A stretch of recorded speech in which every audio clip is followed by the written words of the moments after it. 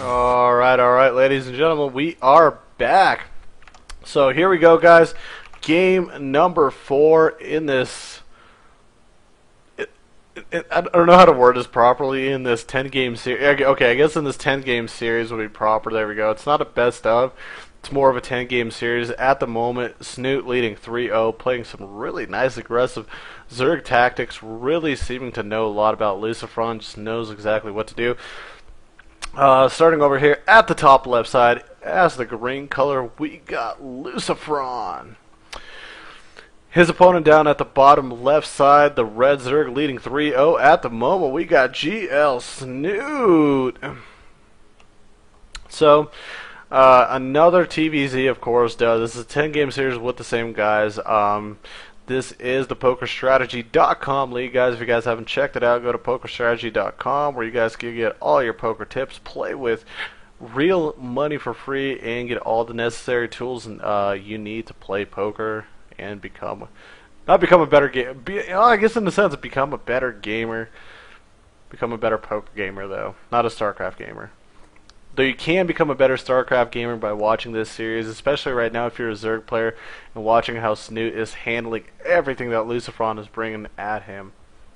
So, kind of a little bit of history about Snute. Former Warcraft 3 player, was an Orc player. Of course, if anybody was watching the WCS Europe, you of course know that Vortex is his brother. And from what I know at the moment, he's actually a student also.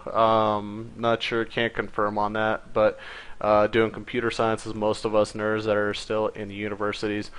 For the Spain Nationals earlier this year, he was able to grab first place. He beat his brother Vortex in the finals, and some other names if you guys know Toxic, Nara, or Alistair, some of the bigger names for Spain. And then eventually went absolutely cold-blooded. I'm talking cold-blooded in the WCS Europe Continentals. Was able to be happy. The WCS, the recent WCG Russian champion, 2-1. Beat the Zerg Dark Force 2-0. Sake 2-0.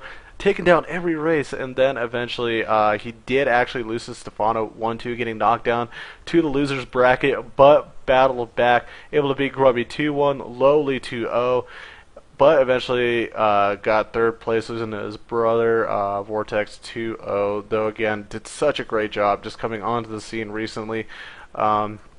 Always very happy myself personally being able to see some of these fresh faces in the game. So here we go, Snute actually doing a little bit of a counter build, if you want to call it, trying to anticipate a 1-Rax expand. He again went pool first, went gas, really early gas, and then grabbing the hatch again. So basically expecting his opponent to 1-Rax expand. And so this is part of that metagame right now, where some of the Zergs are trying to anticipate and expect and see what the Terran players are doing. Especially if Lucifron actually put a low ground expansion with what he had, he would actually be in so much trouble right now. It's not even really. He would be not only have to probably cancel, he'd have to delay the timing, though, because this happened. Lucifron built it on the high ground. He actually has a decent lead in the economy, I would call it. We'll take just a tiny bit of time again to float down this orbital command center, but that's not too big of a deal, and don't worry about that. Just kind of other results looking around. ESL Pro Spain Series in Season 9, he got second place, losing to Vortex, it looks like.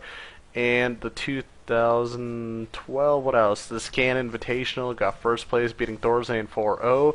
Actually, this one I missed way earlier this year, back in April. The Gathering 2012 beat Braddock 4-1 in that best of 7. So a nice chunk of earnings right there. Just kind of looking at him, like I'm just looking some of the stuff up on Lucifron a little bit, some extra info. So really nice. I'm just like, damn, I wish I was that good, you know. Get a nice bunch of euros and pounds and dollars just getting thrown at me for playing StarCraft, just being an elite status player. Alright, but basically let's go back in the game and see what's going on. We got a couple barracks getting added, so Lucifron going to be playing this bio, if you want to call this bio tank style, maybe Marine Marauder Hellion, depending on it, and all all I'm basically looking for now, how early does Snoot take his third? Is he going to play a little bit more defensive because he wasn't able to do any damage with the early 6 lings, or is he going to get really greedy, try to take that third base and see what he can do? But at this point, looking at it, Snoot's realizing he is just a tiny bit vulnerable. And actually, vulnerability, my butt. Snoot's going to take it to Lucifron, so he's got actually a bunch of roaches heading across the map. Lucifron getting a nice scout of it, sees the current amount. There's already one bunker up, so in place, packed with Marines. Another bunker going up at the moment. Some supply depots as well, preventing some of the surface area that's potential to happen. Good control by the Hellions at picking off some of these lings in the middle of the map. And these roaches are very naked and by themselves, attacking and getting very distracted right now. So I'm sorry, some of the Hellions on the backside right now are just basically distracting these roaches, not able to get damage. And see, this is what we're talking about right here. 3 roaches going away and 3 roaches attacking at the front, and that is not a recipe for success. And this is actually a really scary moment for Snoot, because Lucifron is not losing anything, guys. He was not hit by the counter, the early kind of aggressive with the 6 lings by the pool first. He was able to do that. He was not able to get any damage with the Ling Roach. So right now, Snoot has to be really worried, taking his third at the moment, but I am just very concerned because as soon as Stim is finished up, medevacs start popping out. Basically, counterattacks by Lucifron are going to be deadly vicious. It's going to be very hard for the Zerg player to hold it off, especially if he's trying to at least build up his economy for a little bit. But again, it's kind of one of those decision-making things you have to make. Either you build up your economy. It's very hard to do both, to build defenses and have units ready. So if Lucifron can hit him with a nice timing, I feel like this is going to be very hard for Snoot to hold off. But at the moment, Lucifron just, going to go play macro. He's already got his 3rd orbital in place at the 3rd location, being very active with the Hellions, so he definitely knows that there's a 3rd up and ready. Ling going away from the tower. And yeah, so the game will continue, but I'm very, very worried that potentially Snoot will not have the necessary defensive because he's just invested so much into early army value versus his economy. Lucifron is going to have a clear advantage at that, and now the fact that the 3rd base is up way earlier for Lucifron versus Snoot, so we're just going to watch and see. I feel like Lucifron's basically going to wait for some upgrades to pop up, the first medevacs to come out, and then he's going to go for it. I am watching, though. These lings right here actually were in a really interesting position. I feel like Snoot's waiting for a nice counterattack opportunity for himself. Good work using the roaches, preventing the Hellions from getting any damage on these drones, or actually just getting in there in general. And again, Lucifron's being very, very smart. He doesn't want to waste the Hellions because he knows lots of lings are out on the map, so or potential for lots of lings are out on the map. He doesn't want to waste the Hellions. They could be really helpful when it comes to these type of early engagements when no infestors are out. When only Roach Ling. And basically, as soon as you can roast the Lings out of the way and you have Stim, the Roaches are just going to fall apart to medevac, Marine, Marauder, tank play. So here we go. The first 2 tanks are underway. He's already got double factory production. 1-1 is actually just about done for Lucifron. The armory is almost finished as well, so he's going to be able to continue with 2-2. And Lucifron's macro is just starting to get a tiny bit out of control, but there's no way really Snoot can do anything about it, though. He is at least trying right now to spread his creep out, get a little bit of a pathway, get some vision, give himself at least a tiny bit of a movement advantage. And here we go. Lucifron kind of getting in there with the Hellions, but he's got to be careful, getting flanked. One Hellion going down, and fortunately for him, he didn't get thrown into the roaches, so able to get at least a little bit of a pot shot on these lings, but again, not enough to do anything. And unfortunately, running into there for a second until the 3 roaches holding the towers. So here we go. This is what I was talking about. A few medevacs out. The first tanks are out. Combat shields is finished, and 2-2's underway. And no, Lucifron, what are you doing? Lucifron's actually just hanging out. I think he might try to take his 4th base, but he really should go for an attack. And this is just going to drive me nuts. This is, as a Terran player, you cannot do this, even if you got a lead. I am sorry. You're awesome. You won the WCS Europe, Lucifron. You're freaking awesome. Don't get it twisted. But you have got to go for an attack. Your opponent has just tried to do so much early aggression, so much invested into early units, and he was not able to successfully do that. And because of that, his economy is lacking, and he's trying to work the economy, but again, just drives me nuts right there. Okay, so here we go. Big ball of links heading across the map. Snoot is supply blocked at the moment, and Overlord was able to get picked off. This turret will not be able to get placed. He's going to have to cancel that. Does not. These gases are vulnerable, and none of these tanks are siege, and I'm not sure. Snoot is kind of wasting some of these links, trying to run them around, trying to do some damage.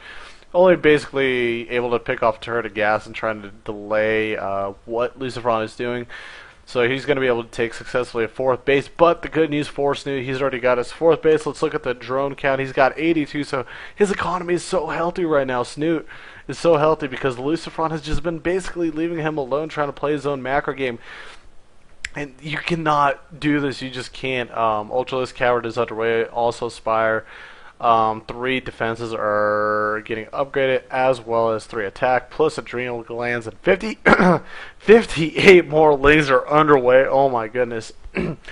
And basically at this point, Steve's going to go with a Ling, Infestor, Baneling, Ultra combination if I had to take my own personal guess. Also grabbing his 5th base, and then eventually with the Spire getting built, he's going to turn that into the Greater Spire, and it's going to allow him to get a nice tech switch to go for. Good work by Lucifron, at least staying a tiny bit active right here, able to clear some of the creep tumors that were on the backside path for the Zerg player. Also, trying to focus down that Spore Crawler. Great transfuse. Queen in place as well, so basically doesn't lose anything. He does have a nice scan available to himself, dropping the Marines on the high ground, and once he's able to clear some of that creep, some of that vision for drops and placements are going to be lost by Snoot. Though overall he's not in too bad of a position. Snoot doing a good job. He's actually routing right now to this area. Is he going to try to go for a Baneling bust or just double check what's going on? I wonder. But oh no. Snoot running by with a pack of lings and basically just loses them for free. Maybe opening supply as well. Drop over here happening at the bottom right side, and will the Stutter Step Marine be able to pick off? No, it will not, because it's only 2-2-3 is not finished up. Not enough DPS from the Marines just yet, but already this hatch is really low on HP, so another solid attack, another solid drop, maybe a double medevac drop will do the trick for him. Though already Ultras are popped out on the map, first 2 underway. Chidius Plating has finished up. Bam, that 5-3 is already almost finished up also. And again, Snoot not looking in a bad position. You would have thought earlier, man, what is Snoot going to do? Lucifron's got Econ, Lucifron's got Army. Lucifron does not exactly have that big advantage now. He is fortunately picking off some of those infestors, running right by a turret, barely in range of that turret, man. That is probably one of the most unfortunate things in the world. Though Snoot being a very aggressive, very smart Zerg, already going for the counter attack, but again, how much will it actually do? There is a planetary out. As long as the Terran army gets back there and repairs in time, it's going to be hard to take it down. But now all these things are surrounding, plus the roaches, plus the infested Terran. The DPS actually might be too much for him, and Lucifron not going to be able to get over in time. Will lose his base, but a lot of lings and roaches were sacrificed, plus infested Terran energy. So he's going to basically replace it with this new built orbital. He's already got the 5th base up as well, so Lucifron playing very, very smart, playing very, very strong. These roaches in the middle of the map will get sacked. And again, these infested Terrans are just going to probably pick up a lot of energy and eventually put pressure later. Lucifron does have to be careful. He is fairly bunched up. He has good vision though at the front. He sees where the infestors are, and now getting that really nice siege position. Going to put a lot of pressure on all those bases. Plus, he could also do the drop over here. He still has this medevac, but no Marines in it. And really nice. Snoot's actually preparing right now for a counterattack. He knows all the siege tanks are not sieged up on the backside. Here comes a bunch of Banelings, and will he be able to clear this out? And all the tanks go, so the Ultras are going to have a little bit of free reign. Actually, a couple are still left. And here we go. Lucifron trying to get into the natural base, trying to do extra damage. Fairly agree, fairly don't agree. Feel like she should try to at least go and try to kill the 4th base. Most of the economy is already gone in the main and the naturals, so not really that worth it to go after it. And he's actually just going to drop right in the main, and I do like this though. Though again, too many links. Oh my god, this is Heart of the Swarm. The Swarm is everywhere, and this is the problem. As a Terran player, you need to produce from your barracks, so you can't really pop them out of a hatch or warping. Ultras and links just kind of sitting outside of the base. This is actually a little silly to watch. Both players not reacting to each other. Both worried about drops and everything else going on. Great drop over here. For, fifth base for Snoot falls over, and he needs to focus down this hatch, and he will. He should be able to kill this off. A lot of orange and red Marauders, but again, too much DPS. These guys are 3-3. What's going on in the main? The drop is getting dropped again. Queen's going to go down this time, so no more injects for this hatch, and Snoot could be in a lot of trouble if he's not able to do more damage right now. Because a fifth and a fourth base are up very cleanly for Lucifron. He's producing really nicely. And again, also a nice pack of Overlords just kind of hanging out over here. That could be a nice little supply drop for him. As we're looking at seeing Snoot, going to be going for a big Bailing Bust. Great scan at the middle of the map as he was trying. He's going to have to back up. This is just really rough. Great positioning right now for Snoot because the Ultra's going to have a little bit of free reign. Infestors do have actually enough energy for Fungal and throw down some Infested Terran, and Lucifron is falling apart, guys. Again, Snoot does not have a fifth base yet. He did lose a lot of econ, lost a hatch, so whatever he's got right now, he's basically got. If Lucifron can hold off, he's going to be in a great position, but looking at it, there's just so much support, link support coming across. These Ultras are just able to chomp away. More barracks going down, so that's going to really hurt Lucifron's production, and again, I don't want to be that caster or that person that told Lucifron, I told you so, man, but this is what happens when you leave a Zerg alone. Let him macro, let him catch up, let him get that high drone count, and basically get a 4-base economy where he can produce all the hive tech units that he basically needs. On the backside, as we look and see, more Ultras, Lings, and Infestors that are underway, and now all the SCVs and Econs falling apart. In the main base, again, this is kind of that crappy part of being a Terran. All your production does get camped, so Lings and Ultras do have free reign. He's got Infestors if something gets a little bit too much for him to handle as well. And eventually I'm going to be expecting most likely a GG out of Lucifron because, again, if you can't produce units, you are going to be SOL'd in this game. And, oh, big Fungal on all these medevacs. Can he get a couple more down, I wonder, because especially if these medevacs go down. Oh, maybe not. Could be a little bit of a problem. So basically at this point, Lucifron focusing on his micro, trying to focus down some of these Ultras. 3-3 Marauders do big shelling, so.